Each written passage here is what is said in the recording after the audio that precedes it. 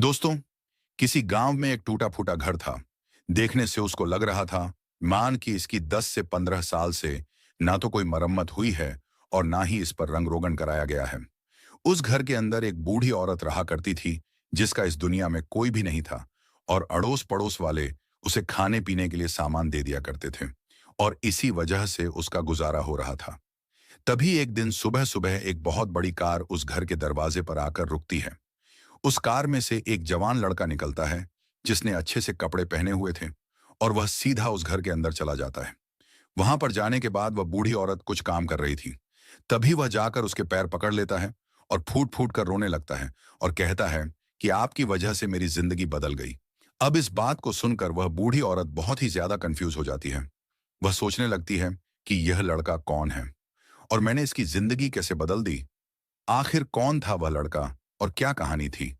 इस बूढ़ी औरत की पूरी कहानी के बारे में जानने के लिए वीडियो को अंत तक जरूर देखें। दोस्तों, यह कहानी है उत्तर प्रदेश के एक छोटे से गांव की। एक छोटे से गांव के अंदर एक दयावती नाम की महिला रहा करती है। उसके पति का नाम लाल सिंह है, लाल सिंह, जो कि मजदूरी किया करता और मजदूरी करके अपने घर का गुजर बसर किया करता है। धीरे धीरे समय गुजरता है। उनकी शादी को 5 साल हो गए थे, लेकिन अभी तक उनके कोई औलाद नहीं थी। धीरे धीरे और कुछ समय गुजरता है, और कुछ समय बाद उसे पता चलता है कि दयावती को बच्चा होने वाला है और वह गर्भवती है। अब इस बात की खुशी लाल सिंह को बहुत ज्यादा होती है। वह मन ही मन बहुत खुश होता है कि अब हमें बच्चे होंगी और हमारे परिवार में एक सदस्य बढ़ जाएगा। धीरे धीरे समय बीता और समय के साथ साथ वह बच्चा जन्म लेता है। दयावती ने एक लड़के को जन्म दिया था और उस लड़के का नाम वह अरुण रखते हैं। अब घर के अंदर एक और मान आ गया था, तो लाल सिंह और भी ज्यादा मेहनत किया करता और इसी तरह से अपने टाइम को गुजरा करता है। धीरे धीरे अरुण बड़ा होता है, और बड़ा होने के साथ साथ जैसे ही वह 5 साल का होता है, तो जब वह 5 साल का हुआ था तो उसके पिता की बीमारी के चलते मौत हो गई थी। अब जैसे उसके पिता की मौत हुई थी, तो दयावती इस बात से बड़ी परेशान होती है और वह सोचने लगती है कि अब मैं क्या करूंगी। अब तो मेरे पति भी नहीं रहे, इस बच्चे का पालन पोषण कैसे करूंगी। दयावती के मायके वाले उसे समझाते हैं, कहते हैं कि कोई बात नहीं, अगर तुम्हारा पति मर गया है तो तुम ऐसा करो, इस बच्चे को हम पाल देंगे और तुम दूसरी शादी कर लो। बहुत लंबी जिंदगी है, इस तरह से गुजारा नहीं हो पाएगी। अब इस बात को सुनने के बाद दयावती को बहुत बुरा लगता है। वह कहती है कि यह मेरे पति की निशानी है और इसी के ऊपर मैं अपनी जिंदगी को बिता लूंगी, लेकिन मैं दूसरी शादी नहीं कर सकती। दोस्तों, उसके बाद जो दयावती जी है, वह उस लड़के को पाल पोस कर बड़ा करने की ठान लेती हैं और वहीं पर रहकर उस बच्चे की देखभाल करती रहती हैं और खुद दूसरे के घरों में काम करके मजदूरी करके उस बच्चे का पालन पोषण कर रही थी। धीरे धीरे समय गुजरता है। वह लड़का भी धीरे धीरे बड़ा होने लगा था, लेकिन वह अपनी माँ की एक बात नहीं सुना करता था। माँ जैसा भी कहा करती, वह चुपचाप बैठ जाया करता। वह वही करता था जो उसके मन में आया करता था। धीरे धीरे लड़का 15 साल का हो गया था, और जैसे ही वह 15 साल का होता है, तो अपने दोस्तों में ज्यादा घूमने लगता है। और इस बात के लिए उसकी माँ उसे बार बार डांटा करती थी। कहा करती थी कि बेटा, ऐसे दोस्तों में नहीं घूमा करते, तेरे पिता नहीं है, लोग क्या कहेंगे। लोग कहेंगे कि इसकी माँ से संभला नहीं और यह बिगड़ गया है। लेकिन उसका बेटा अपनी माँ की किसी भी बात पर कोई गौर नहीं करता है। तभी एक दिन वह अपने दोस्तों के साथ गया हुआ था, और 15 साल की उम्र में वह दोस्तों के साथ शराब पीकर वापस घर आता है। अब जैसे ही वह घर आया था और इस बात के बारे में दयावती जी को पता चला था, तो उन्होंने उसे बहुत जोर से पीटा था। पीटने के बाद वह यह कह रही थी कि तेरे जैसा बच्चा होने से तो अच्छा है कि मुझे बच्चा होता ही नहीं। कम से कम मुझे आज यह दिन तो नहीं देखना पड़ता था। रात को वह काफी देर तक उसे पीटती है। उसके बाद वह लड़का नाराज होकर घर के अंदर ऐसे ही पड़ जाता है। अब माँ थोड़ी देर तो इंतजार करती है कि अपने आप खाना खाने के लिए आ जाए, लेकिन वह लड़का नहीं आता है। तो वह खाना लेकर उसके पास जाती है और उसे खिलाने लगती है। लेकिन वह लड़का अपनी माँ से नाराज हो गया था। वह खाना खाने के लिए मना कर देता है।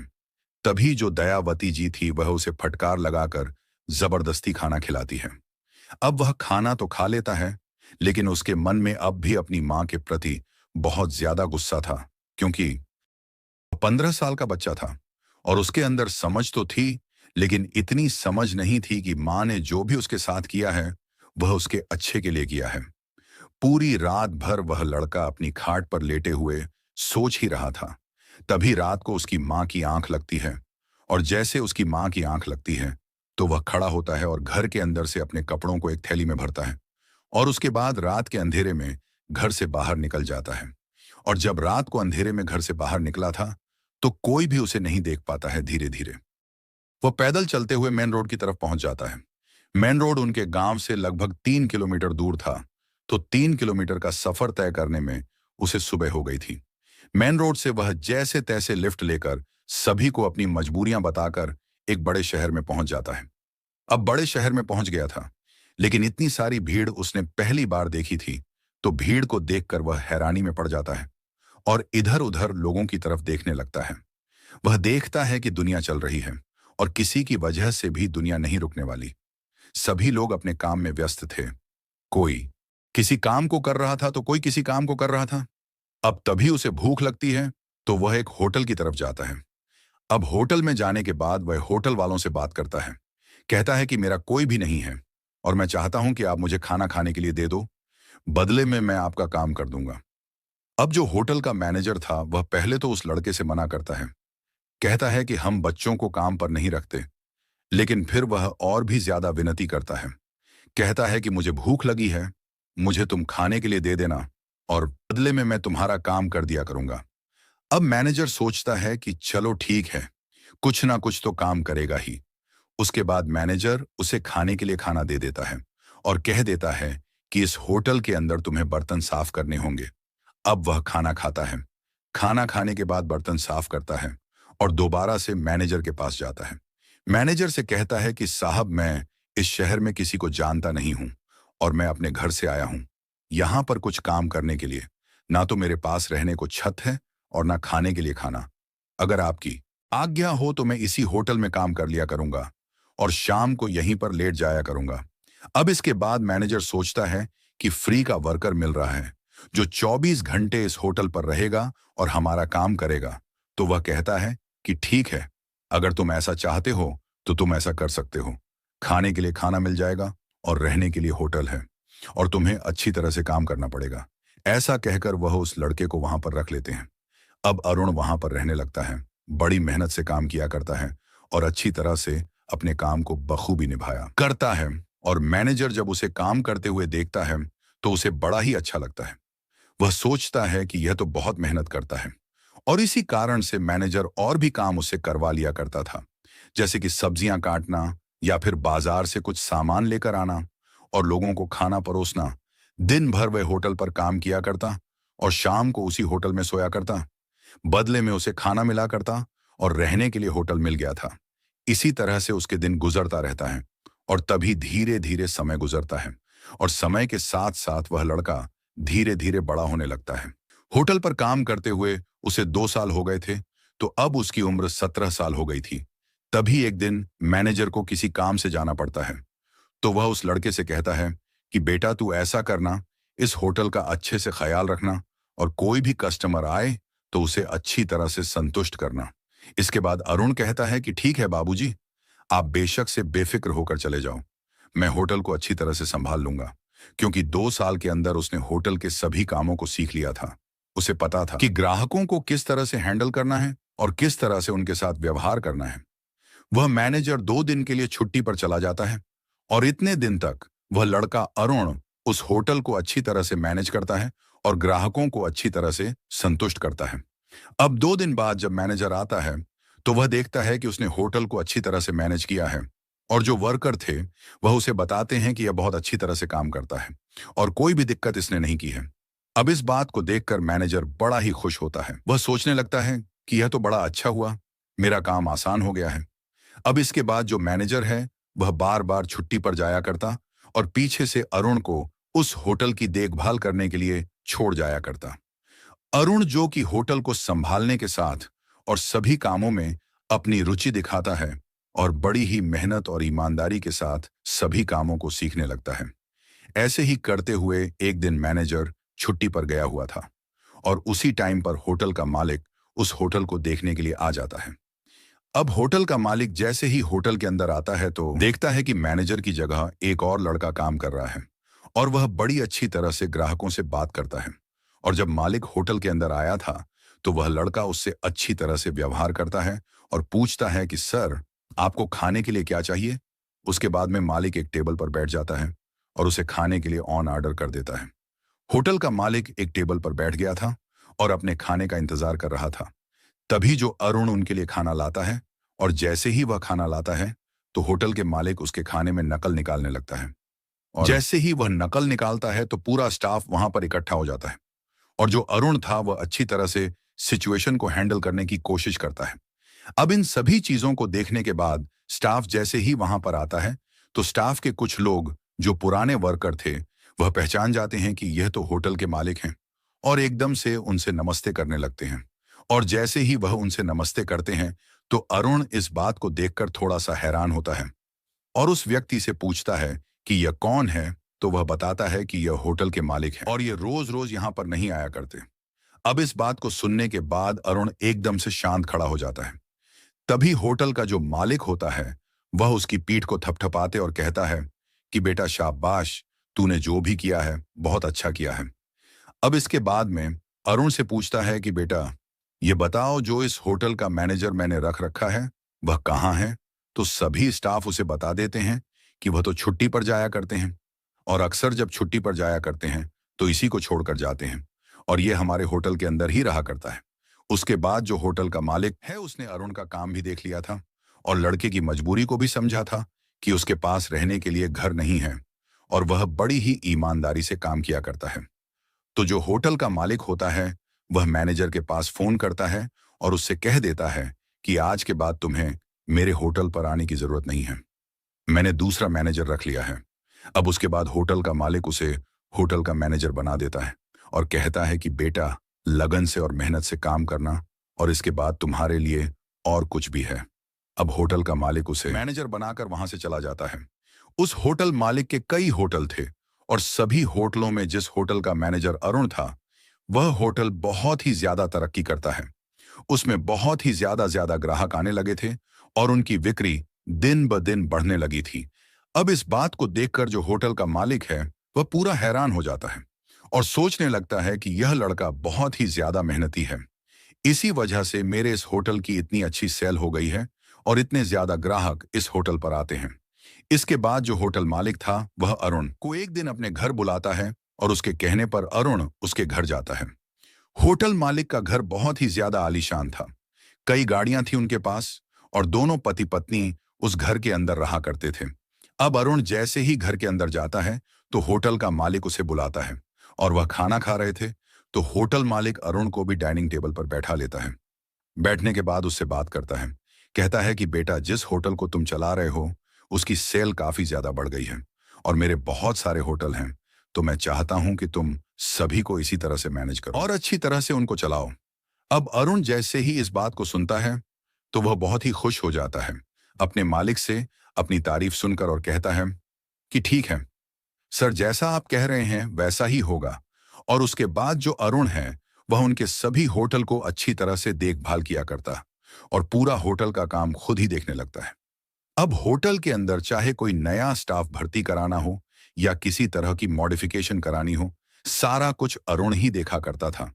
धीरे धीरे समय गुजरता और समय के साथ साथ जो अरुण होता है वह 22 साल का हो गया था। अब जब वह 22 साल का हुआ था तो वह अक्सर मालिक के घर भी जाया करता क्योंकि उसे हिसाब किताब देखना होता था और जो भी पैसे होटल से कमाया करते थे उनका पूरा हिसाब किताब मालिक को समझाने के लिए घर जाया करता था। तो जैसे ही वह घर जाया करता है रेगुलर तो उसके मालिक और उसकी मालकिन उससे बहुत ही प्यार किया करते हैं और उसको बड़ी अच्छी दृष्टि से देखा करते हैं क्योंकि अरुण बहुत ही ज्यादा मेहनती था और अच्छी तरह से उनका आदर किया करता था। और घर में भी वह उससे किसी काम को करने के लिए कहा करते थे तो अरुण बेझिझक उस काम को कर दिया करता था क्योंकि होटल मालिक को कोई औलाद नहीं थी। तो इसी वजह से जो अरुण है उनके घर के काम भी कर दिया करता था और इसी तरह से समय गुजरता रहता है। इधर जो होटल मालिक था और उसकी पत्नी एक दूसरे से बातें करते हैं कि लड़का बहुत अच्छा है, होनहार है और क्यों ना हम इसे अडॉप्ट कर ले। लेकिन होटल मालिक कहता है कि नहीं नहीं नहीं, अभी टाइम नहीं आया है, जब टाइम आएगा मैं इसे अडॉप्ट कर लूंगा। उसके बाद धीरे धीरे ऐसे ही कुछ समय और बीतता है और कुछ समय बाद होटल मालिक की पत्नी की मौत हो जाती है। अब जैसे ही होटल के मालिक की पत्नी की मौत होती है, तो जो होटल मालिक होता है वह इस बात से बहुत ही ज्यादा टूट जाता है और इसी गम के कारण अब वह अक्सर बीमार रहने लगता है और अरुण से कहा करता है कि बेटा, अब तू ऐसा करना, होटल में मत रहा कर, अब तू मेरे घर पर आ जाया कर और यहीं पर रहा कर, क्योंकि मैं अकेला हो गया हूं, मेरी कोई बच्चे तो है नहीं और तू मेरे पास रहेगा तो मुझे थोड़ा सा अच्छा लगेगा। इस बात को सुनने के बाद अरुण भी होटल मालिक की बात से एग्री करता है और वहीं पर उसके घर में रहा करता है। सुबह सुबह वह अपने काम पर चला जाया करता और दिन भर पूरे होटल को अच्छी तरह से देखभाल किया करता और शाम को वापस होटल मालिक के पास आ जाया करता। लेकिन जो होटल मालिक थे, दिन ब दिन उनकी तबीयत खराब होने लगती है और वह बीमार रहने लगते हैं, क्योंकि उनकी पत्नी की मौत का उन्हें बहुत ज्यादा गम था और इसी गम के कारण वह टूट से जाते हैं। अब दोस्तों, इसके बाद जो वरुण है वह होटल मालिक का बहुत ख्याल रखता है। शाम को जब लेटने का समय होता तो वह उनके पैर दबाया करता है और अच्छी तरह से उनकी देखभाल किया करता है। अब एक दिन शाम को ऐसे ही अरुण अपने होटल मालिक के पैर दबा रहा था। तभी जो होटल मालिक है वह उससे उसकी कहानी पूछने लगता है कि बेटा, तुम इतने दिन से हमारे पास काम कर रहे हो, मैंने कभी तुम्हारे बारे में जानने की कोशिश नहीं की। मैं जानना चाहता हूं कि तुम कहां से हो और कहां से तुम आए थे। उसके बाद अरुण अपनी पूरी कहानी होटल मालिक को सुनाता है। वह बताता है कि बचपन में ही जब मैं 5 साल का था तो मेरे पिता की मौत हो गई थी। उसके बाद मेरी माँ ने मुझे पाल पोस कर बड़ा किया, लेकिन मैंने कभी उनकी परवरिश को समझा नहीं और मैं अपने दोस्तों के साथ घूमने लगा। 15 साल की उम्र में मैं एक दिन शराब पीकर घर आ जाता हूँ और उसके बाद माँ ने मुझे बहुत पीटा और इसी कारण से मैं अपने घर को छोड़कर सीधा इस शहर में आ गया था, लोगों से लिफ्ट लेकर, और उसके बाद मैं आपके यहाँ पर ही काम कर रहा हूँ। अब इस बात को सुनते हुए अरुण को भी अपनी माँ की याद आती है और उसकी आंखों में आंसू आ जाते हैं। इधर जो होटल मालिक था, उसकी पूरी कहानी को जैसे ही सुनता से कहते हैं कि बेटा, मेरी कोई औलाद नहीं है, तुम्हें पता है, और तुमसे अच्छा ख्याल मेरा कोई नहीं रख सकता। तो मैं चाहता हूं कि मेरी पूरी प्रॉपर्टी मैं तुम्हारे नाम कर दूं। उसके बाद हम लोग इसी घर में रहा करेंगे और तुम एक बार अपने गांव जाकर अपनी माँ को भी यहीं पर ले आओ। अब इस बात को जैसे ही अरुण सुनता है तो उसके मायूस चेहरे पर थोड़ी सी खुशियां आ जाती हैं और वह एकदम से होटल मालिक को गले लगा लेता है और इसके बाद वह कहता है, क्या मैं आपको बाबूजी कह सकता हूं? तो उसके बाद होटल मालिक उसे गले लगाते हुए उसकी आंखों में आंसू थे और कहता है कि बेटा, तुम बेशक मुझे बाबूजी कह सकते हो। दूसरा दिन होता है। दूसरे दिन सुबह सुबह जो होटल मालिक है वह अरुण को अपने साथ लेकर जाते हैं तहसील में और वहां पर जाकर अपनी पूरी प्रॉपर्टी अरुण के नाम कर देते हैं। उसके बाद अरुण और होटल मालिक घर आते हैं, लेकिन घर आते ही जो होटल मालिक है वह अरुण से कहता है कि बेटा, मेरी तो तबीयत खराब है, लेकिन तुम इनमें से कोई भी गाड़ी ले जाओ और अपनी माँ को अपने साथ यहाँ पर ले आओ। उसके बाद अरुण अच्छे से तैयार होता है और एक गाड़ी को लेकर अपने साथ ड्राइवर लेता है और सीधा अपने गांव की तरफ निकल जाता है। 10-12 घंटे का सफर तय करने के बाद वह अपने पुराने गांव में पहुंच जाता है। वहां जाकर जैसे ही वह अपने घर के सामने खड़ा होता है तो उसे बचपन की वह सारी यादें आती हैं। जैसे उस घर में खेला करता था, उसकी माँ उसे पीटा करती थी, कभी प्यार किया करती थी, और इन बातों को सोचने के बाद उसकी आंखों से आंसू निकलने लगते हैं। तो जैसे ही वह गाड़ी से निकलता है तो गांव वाले देखते हैं कि इतनी बड़ी गाड़ी में यह कौन आया है, इतने अच्छे कपड़े पहने हुए हैं, इतने अच्छे सूट बूट हैं और इतनी बड़ी गाड़ी है। उसके बाद वह लड़का सीधा अपने घर में पहुंच जाता है। घर की हालत बहुत टूटी फूटी थी। छोटा सा एक कमरा बना हुआ था और उस कमरे की दीवारों की ईंट बाहर निकली हुई थी। घर बहुत दयनीय स्थिति में था। उसके बाद वह उस घर के अंदर जाता है तो अंदर देखता है कि उसकी माँ दयावती कुछ काम कर रही है। वह जाकर एकदम से अपनी माँ के पैर पकड़ लेता है और कहता है कि अगर आप मेरे साथ ऐसा नहीं करती तो मैं आज इस मुकाम पर नहीं होता। अब इस बात को देखने के बाद दयावती एकदम से हैरान हो जाती है कि यह लड़का कौन है, इतने अच्छे कपड़े हैं इसके, और यह मेरे पैरों को क्यों पकड़ रहा है, क्योंकि दयावती जी आज तक दूसरों के रहमो क्रम पर जिंदगी गुजार रही थी। अड़ोस पड़ोसी खाना खाने के लिए दे दिया करते थे, उसी को खाकर वह अपना गुजारा किया करती। कभी कहीं काम मिल जाता तो कुछ पैसे कमाकर उनसे अपनी बीमारी का इलाज कराया करती और इसी तरह से वह अपना जीवन काट रही थी। वह उसको उठाती है और कहती है कि बेटा तू कौन है। तभी वह एकदम से अपनी माँ के गले लग जाता है और कहता है कि माँ मैं तुम्हारा अरुण हूं, जो 10 साल पहले यहां से चला गया था। अब जैसे ही वह अरुण का नाम सुनती है तो बड़ी हैरान होती है, क्योंकि दोस्तों जब अरुण यहां से गया था तो उसके बाद अरुण की माँ ने उसे बहुत ढूंढने की कोशिश की थी, लेकिन 3-4 साल तक जब वह उसे नहीं ढूंढ पाई थी तो हार थक कर उसने उसे ढूंढना बंद कर दिया था। उसने अपने बेटे को मरा हुआ समझ लिया था और सोच लिया था कि अब यह जिंदगी में दोबारा कभी नहीं लौटेगा। लेकिन जैसे ही आज वह 10 साल बाद अपने बेटे को देखती है तो एकदम से बहुत ही ज्यादा भावुक हो जाती है और फूट फूट कर रोने लगती है और अपने बेटे को एकदम से कस कर गले लगा लेती है और रोते हुए कह रही थी कि बेटा तूने अच्छा नहीं किया। मेरे साथ मेरी जिंदगी के 10 साल ऐसे ही बीत गए तुम्हारे विलाप में, और मेरी बहुत ही बुरी हालत है। जैसे ही वह लड़का उस घर के अंदर गया था तो गांव के अड़ोस पड़ोस वाले लोग जो उस बूढ़ी महिला की मदद किया करते थे वह भी उस घर के अंदर जमा हो जाते हैं। और जैसे ही उन लोगों को पता चलता है कि उसका वही बेटा है जो 10 साल पहले उन्हें छोड़कर चला गया था, तो उन लोगों के चेहरे पर भी चमक आ जाती है और वह सोचने लगते हैं कि चलो अच्छा हुआ, इस बेचारी का बुढ़ापे का सहारा आ गया है। इसके बाद दयावती जी अपनी आंखों के आंसुओं को पोंछ हुए अरुण से पूछती हैं कि बेटा तू कहाँ चला गया था और तू आज इतना बड़ा आदमी कैसे बन गया है। उसके बाद अरुण अपनी पूरी कहानी अपनी माँ को और गांव वालों को सुनाता है। जैसे ही उस कहानी को गांव वाले सुनते हैं तो उन सभी के आंखों में आंसू आ जाते हैं और उनके चेहरे पर एक अलग सी चमक आ जाती है। और जैसे उसकी माँ भी उसकी बात को सुनती है तो उसकी आंखों में भी आंसू आ गए थे कि उसके बेटे को कौन कौन से दिन देखने पड़े थे, और इन दिनों को देखने के बाद आज मेरा बेटा बहुत ही ज्यादा कामयाब हो गया है। इसके बाद जो अरुण होता है वह अपनी माँ से कहता है कि माँ अब चलो तुम मेरे साथ, तुम्हें किसी से मिलाना है। अरुण की माँ कहती है कि बेटा मैं कहाँ जाऊंगी, बुढ़ापे में अब यहीं पर रहने दो, यह गांव ही मेरे लिए ठीक है। जब तू नहीं था तो इन्हीं लोगों ने मुझे सहारा दिया था और मैं नहीं चाहती इन्हें छोड़कर यहां से जाने के लिए। तो उसके बाद अरुण अपनी माँ से जिद करता है, कहता है कि आपको मेरे मालिक से मिलाना है और मालिक आपसे मिलना चाहते हैं। उन्होंने मुझसे साफ साफ कहा है कि अपनी माँ को अपने साथ लेकर आना। उसके बाद अरुण की माँ उसके साथ जाने के लिए तैयार हो जाती है। पूरे गांव वाले उस बूढ़ी महिला को वहां से विदा करते हैं, उसके बेटे के साथ उसे कार में बिठा देते हैं और अरुण अपनी माँ को लेकर अपने मालिक के पास पहुंच जाता है। वहां पर जैसे ही अरुण का मालिक उसकी माँ से मिलता है तो उसके पैरों को छूता है और कहता है कि आप देवी हो जो आपने ऐसे बेटे को जन्म दिया है।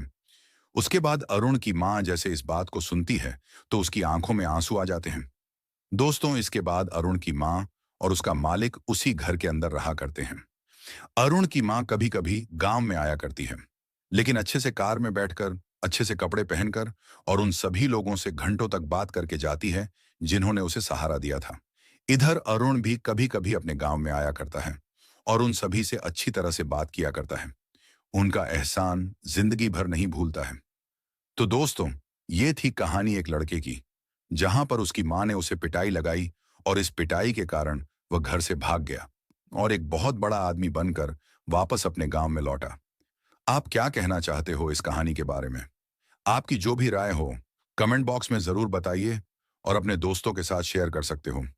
दोस्तों इन कहानियों को सुनाने का उद्देश्य किसी को परेशान करना बिल्कुल भी नहीं है। ये कहानी आपको इसलिए सुनाई जाती है ताकि आप लोग इन कहानियों में से कुछ ना कुछ सीख सको और उस चीज को अपने जीवन में अप्लाई कर सको। जैसे इस कहानी में अरुण की माँ अगर उसे पिटाई नहीं लगाती तो आज शायद वह एक शराबी होता और वह ऐसा कुछ भी नहीं कर पाता जो आज उसने किया था। बाकी मिलते हैं किसी अगली वीडियो में एक नई कहानी के साथ। तब तक के लिए जय हिंद दोस्तों, बहुत बहुत धन्यवाद।